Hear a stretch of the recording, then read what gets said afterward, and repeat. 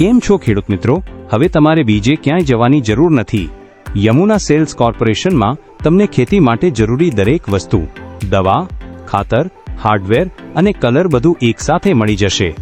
અમારું લક્ષ્ય માત્ર વેચાણ નથી, અમારું લક્ષ્ય છે તમારા પાકનો લાભ અને તમારો સંતોષ.